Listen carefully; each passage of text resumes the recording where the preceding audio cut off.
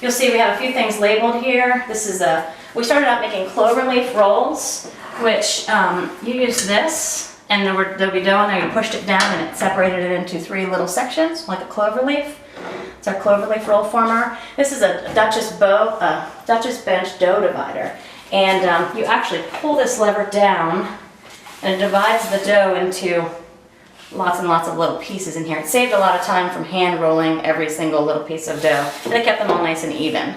This is our giant mixer. This was, of course, as you can imagine, one of the bigger expenditures back then, but it saved obviously a lot of time and allowed them to mix a lot of dough at one time.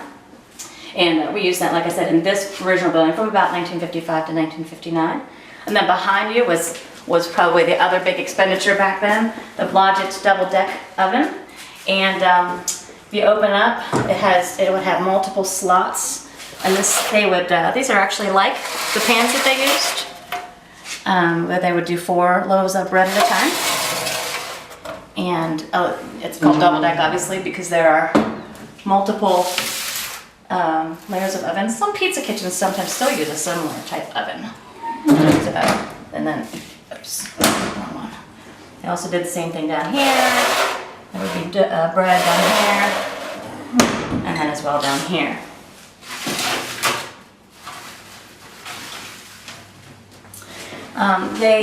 In order to have the dough rise faster, Grandpa, they kind of put together their own proofer. Now in the big bakery we have fancy, top of the line modern technology proofer, but Grandpa created this wood proofer.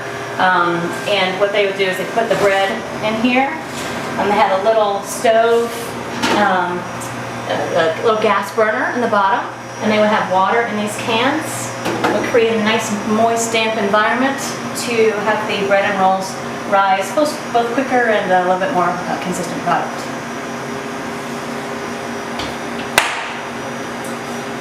This is a cooling rack. They would put the prepped dough on here, as well as when it would come out of the oven, sometimes they would put the bread on here to dry. To cool.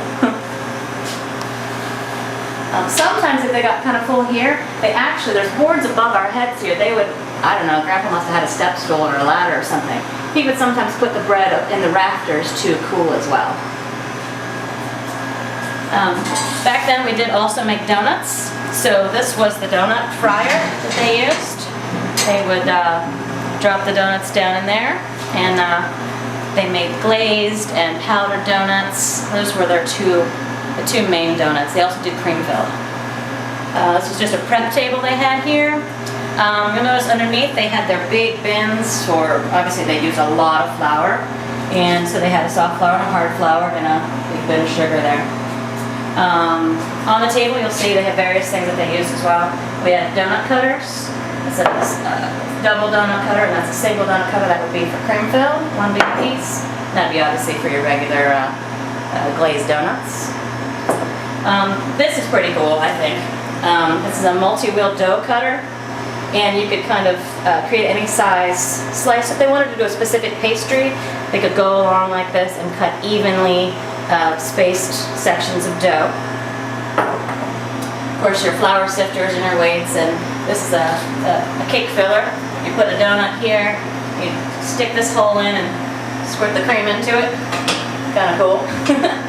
And then behind here, then we just had a freezer, which obviously this is a new freezer. We couldn't get the exact model freezer that they used back then, but they had a nice freezer that they would freeze their sticky buns. They make earlier in the week their sticky buns and cookies and things like that. Freeze them, and then the day of market, pull them out, and they thaw on the wet market.